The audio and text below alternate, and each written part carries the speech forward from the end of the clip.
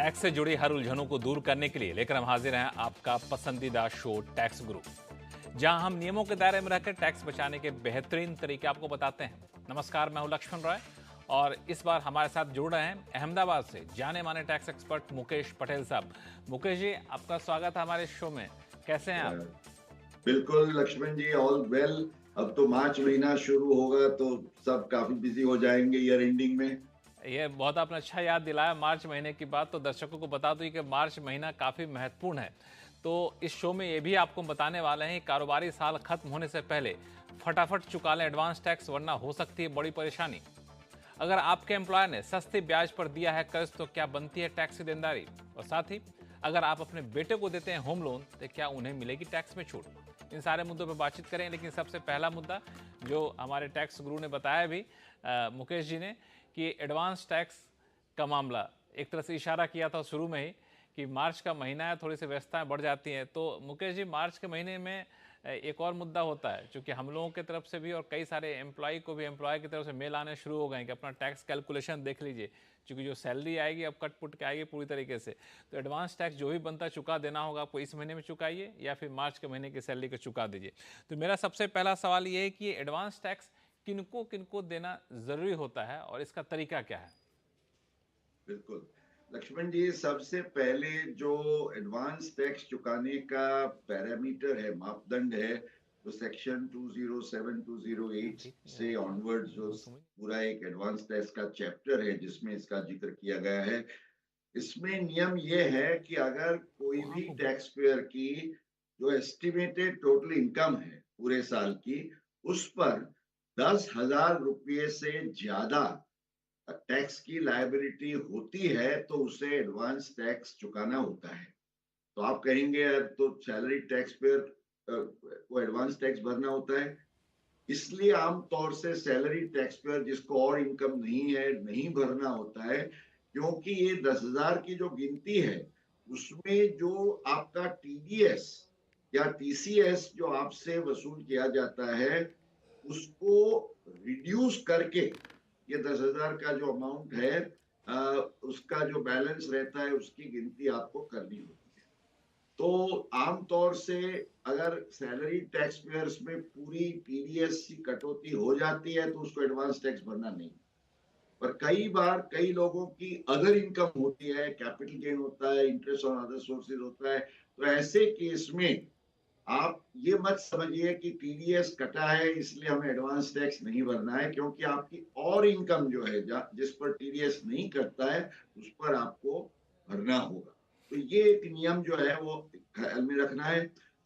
दूसरी बात यह है कि जिसको एडवांस टैक्स पे करना होता है लक्ष्मण जी, उसको इन 4 इंस्टॉलमेंट्स, जैसे हम जानते हैं जून, सितंबर, दिसंबर और मार्च का तो लास्ट इंस्टॉलमेंट होता है।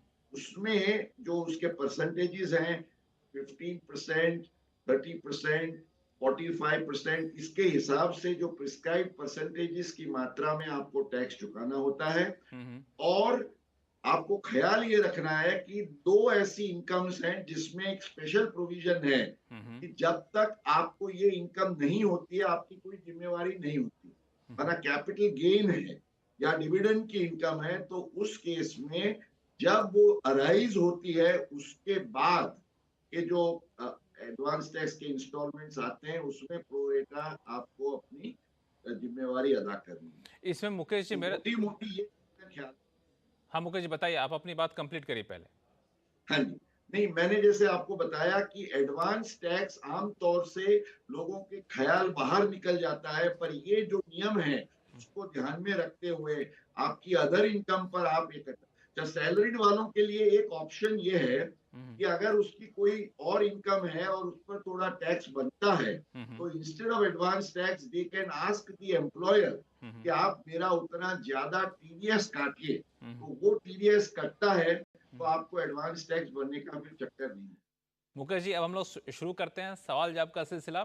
सबसे पहले चलते हैं नोएडा, जहां से अजय गुप्ता जी हैं, हमारे साथ फोन लाइन पर जुड़ चुके हैं। अजय जी, नमस्कार। नमस्कार सर। कैसे हैं आप? नमस्कार सर, बढ़िया है सर। मेरा सवाल ये है कि हाँ। मैं सीनियर सिटीजन हूँ और लास्ट फाइनेंशियल ईयर 22-23 में एक पीएसयू से रिटायर हुआ। अच्छा। किस पीएसयू में अभी थे आप? प्रेजेंटली, हाँ सर, किस पीएसयू में थे आप? मैं सर एनटीपीसी में था। एनटीपीसी में था, अरे वाह। तो इनकी बदौलत मुकेश जी हम लोगों के घर में रोशनी आती रहती है, मान के चलिए। बताएं गुप्ता बिल्कुल साहब, क्या सही। सवाल क्या है? सर तो प्रेजेंटली मेरी जो इनकम है वो पेंशन से है, एनपीएस और ईपीएस की, एफडी के कुछ इंटरेस्ट हैं, प्लस कुछ शेयर्स और म्यूचुअल फंड का कैपिटल गेन्स है, और कुछ आरबीआई बॉन्ड की इनकम है। इसके अलावा मेरी एम्प्लॉयर ने लास्ट फाइनेंशियल ईयर, जिस साल मेरा सर्विस चल रहा था 22-23 में, उसका परफॉर्मेंस रिलेटेड पे पीआरपी मेरे को इस करंट फाइनेंशियल ईयर में मिला है। तो इस सिचुएशन में क्या मेरे को एडवांस टैक्स देना पड़ेगा? बिल्कुल, अभी एडवांस टैक्स के हम लोग जिक्र कर ही रहे थे, एक सवाल भी आ गया, बेहतरीन सवाल है। मुकेश जी क्या कहेंगे इनको? लक्ष्मण जी, हमारे गुप्ता जी और इनके जैसे बहुत सारे जो रेसिडेंट सीनियर सिटीजन्स हैं, उनके लिए एक गोल्डन टिप हम टैक्स गुरु की ओर से देंगे, और वो ये है कि as a very special exception and exemption from advance tax, नियम ये है कि अगर आप रेसिडेंट हैं, नॉन रेसिडेंट हैं तो नहीं, रेसिडेंट हैं, सीनियर सिटीजन माना 60 साल की ऊपर की उम्र के हैं, और आपकी बिजनेस या प्रोफेशन की कोई इनकम नहीं है, माना आपका salary, house property, other sources, capital gains वगैरह की इनकम है, कितनी भी इनकम है, उस केस में आपको एडवांस टैक्स भरने की कोई लायबिलिटी नहीं है। आप जब आपका रिटर्न फाइल करते हैं, उसकी ड्यू डेट पर आप सेल्फ असेसमेंट टैक्स पूरा एक हफ्ते में दे सकते हैं। आपको ये जो 12 टाइम का टैक्स होता है, 4 टाइम का होता है टीडीएस, या तो आपका ये सब, कोई जिम्मेवारी एडवांस टैक्स की नहीं आएगी। चलिए that is the good news for you. चलिए अजय जी खुश हो जाइए, कोई टेंशन लेने की ज़रूरत नहीं है। और जैसा कि मुकेश जी ने बताया, आपको किसी भी तरह के एडवांस टैक्स जमा करने की ज़रूरत नहीं है। अब चलते हैं पुणे, जहां से नामदेव नवले जी हमारे साथ फोन लाइन पे जुड़ चुके हैं। नामदेव जी नमस्कार। नमस्ते सर। बताएं क्या सवाल है आपके नमस्ते। पास? सर, मेरे पत्नी का hmm, senior citizen saving scheme account है।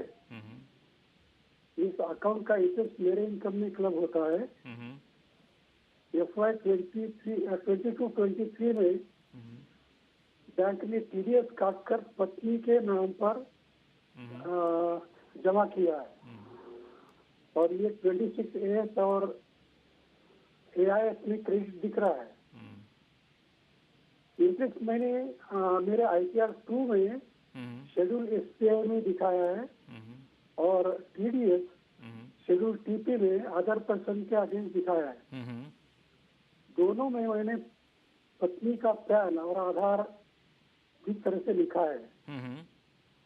हाँ, लेकिन IT डिपार्टमेंट ने TDS मिसमैच दिखाकर डिमांड भेजा है। अभी इस डिमांड को हटाने का तरीका क्या है, और पत्नी के AIS में इसका फीडबैक कैसे देना चाहिए? बिल्कुल मुकेश जी। हाँ लक्ष्मण जी, सबसे पहले तो हमें जो बेसिक नियम है इनकम टैक्स एक्ट के सेक्शन 199, और जिसके साथ रूल है 37BA, उसके प्रावधान को ध्यान में रखते हुए अब इनके केस में एक छोटी सी गलती ये हुई है, क्योंकि नियम ये कहते हैं कि जिसकी इनकम है और जिसके केस में इनकम दिखाई जाती है, उसी को उस टीडीएस की अमाउंट की क्रेडिट मिलेगी।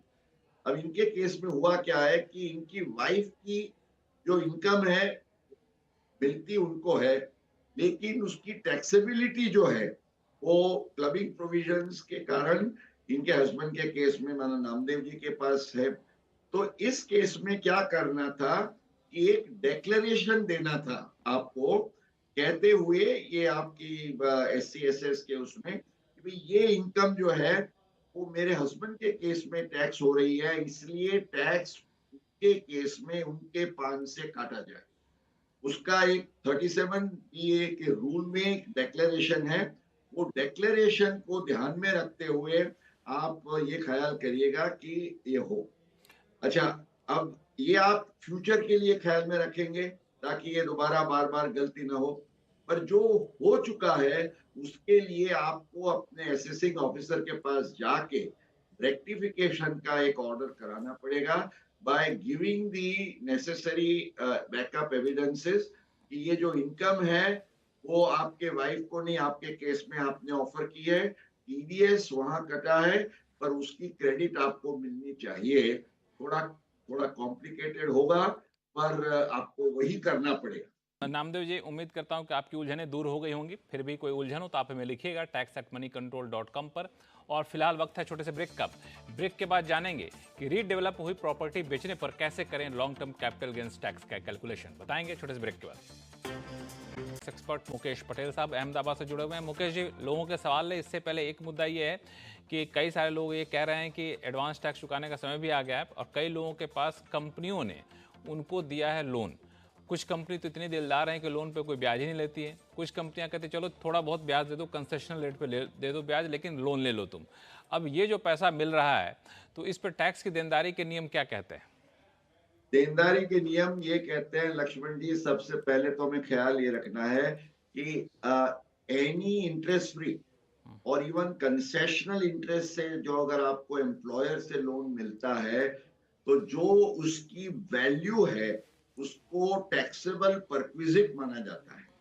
तो टैक्स भरने के लिए आपको तैयार रहना।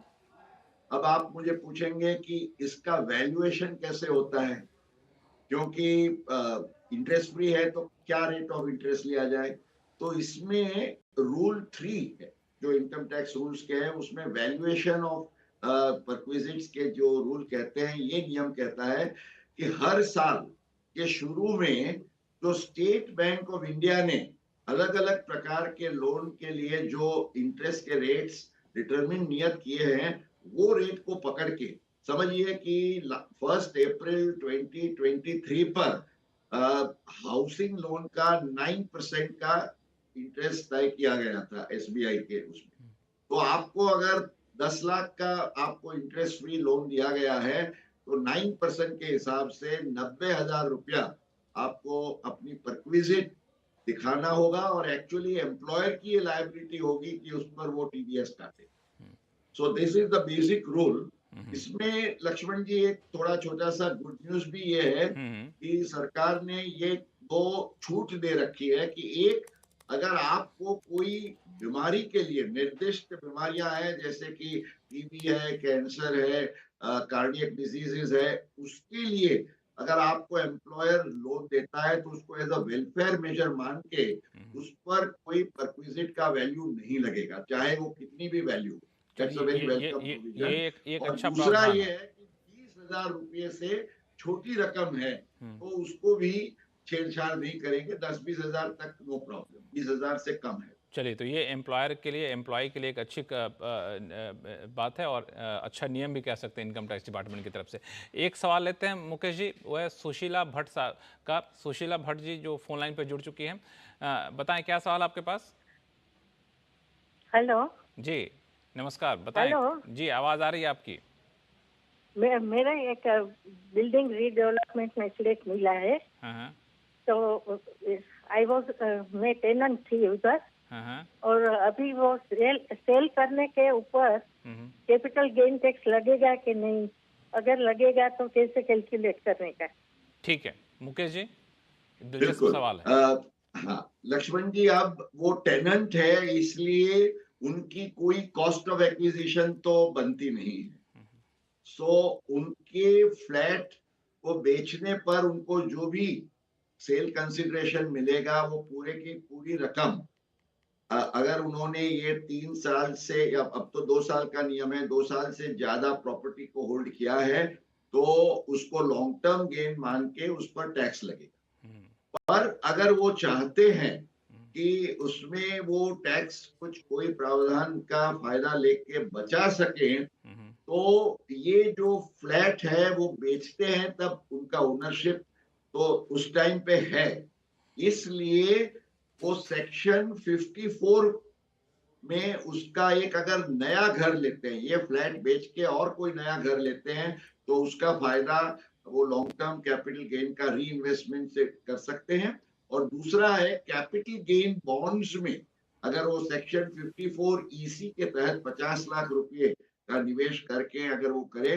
तो भी ये दो रास्ते हैं उनके लिए कैपिटल गेन बचाने। चलिए फिलहाल वक्त है छोटे से ब्रेक का। ब्रेक के बाद टैक्स गुरु में हमारे सवाल जवाब का सिलसिला आगे भी जारी रहेगा, कहीं जाइएगा नहीं। स्वागत है, आप देख रहे हैं टैक्स गुरु और आपके सवालों का जवाब देने के लिए हमारे साथ हैं अहमदाबाद से जाने माने टैक्स एक्सपर्ट मुकेश पटेल साहब। मुकेश जी, एक सवाल कोलकाता से आया है कल्लोल कुमार बागची जी का, जो हमारे साथ फोन लाइन पर हैं। कल्लोल साहब बताएं क्या सवाल आपके पास। Sir, my nephew student of BTech has transferred online a sum of rupees 15 lakhs to his senior nephew, to his senior cousin. Sir, what would be the tax implication of senior cousin? दो भाइयों ने आपस में पैसे का लेन then किया, 15 लाख रुपए transfer किए गिफ्ट के तौर पे, गिफ्ट के तौर पे दिया 15 लाख गिफ्ट के तौर पे ट्रांसफर किया। हाँ, एक्चुअली कुछ नहीं ट्रांसफर, ये क्या गिफ्ट चीज होगा और ये ठीक है लोन चीज होगा। ठीक है, मुकेश पटेल जी सबसे बताएंगे। पहले तो लक्ष्मण जी हमें जानना ये है कि जो दो कजिन्स, एक कजिन जिसने दूसरे कजिन को दिया, क्या वो सगे भाई हैं या कजिन कजिन है? ये जानना बहुत जरूरी है। साहब क्या सगे भाई हैं दोनों? सगे भाई का मतलब सर ब्लड रिलेशन में दोनों real brother, blood brother, real brother, blood relation है, रियल ब्रदर हैं। हाँ, रियल ब्रदर है, रियल ब्रदर। अब एक ही जो मेरा बड़ा भाई है ना, उसका बेटा एक है जो रिसीव किया और वो छोटा भाई का लड़का वो जो ट्रांसफर किया। ठीक है, काजन है, काजन। नहीं, ये एक बड़ा भाई का लड़का ने छोटे भाई के लड़के को दिया। हाँ, तो कजन है, रियल भाई ब्रदर जो है वो रियल ब्रदर्स है, पर जो देने और लेने वाले हैं वो कजिन्स है। कजिन्स है। तो अगर वो रियल ब्रदर्स है तो कोई दिक्कत नहीं है। जैसे दोनों भाई भाई देते हैं, there is no tax because दोनों रिलेटिव की डेफिनेशन में आ जाते हैं सेक्शन 6 में। पर अगर एक कजिन दूसरे कजिन को देता है तो जिनके पिता दो भाई हैं पर जो लड़के हैं वो दो फर्स्ट कजिन है, they are not blood related brothers. तो ये कजिन्स के केस में लक्ष्मण जी 15 लाख रुपए पर जो लेता है उसको टैक्स लगेगा। हालांकि कैश में मिलता है तो उस पर टैक्स लगेगा, या तो कोई स्पेसिफाइड एसेट्स जैसे गोल्ड सिल्वर या शेयर्स है, प्रॉपर्टी है तो लगेगा। पर मान लीजिए मोटर कार है या तो कोई फर्नीचर या इलेक्ट्रॉनिक इक्विपमेंट है तो उस पर कोई टैक्स नहीं लगेगा क्योंकि वो गिफ्टिंग काइंड यहाँ पे कैश में ट्रांसफर किया गया है और चचेरे भाई हैं, आपस में पैसे का लेन देन किया गया है, रियल ब्रदर नहीं है, तो यहाँ पे इनको टैक्स लगेगा जैसा कि मुकेश जी कह रहे हैं। तो कल्लोल साहब बिल्कुल क्लियर है कि आप यहाँ पे टैक्स की जिम्मेदारी बनेगी उनके ऊपर जिन्होंने पैसा रिसीव किया है। उम्मीद करता हूँ कि आपकी उलझन दूर हो गई होगी। मुकेश जी, आपको बहुत बहुत धन्यवाद सभी सवालों का जवाब देने के लिए। टैक्स गुरु दर्शकों से यही कहूँगा, आपके पास कोई भी सवाल हो तो आप लिख भेजिए tax@moneycontrol.com पर और अपने सवाल के साथ अपना मोबाइल नंबर लिखना ना भूलें। फिलहाल के लिए दीजिए इजाज़त, देखते रहिए CNBC आवाज़। नमस्कार।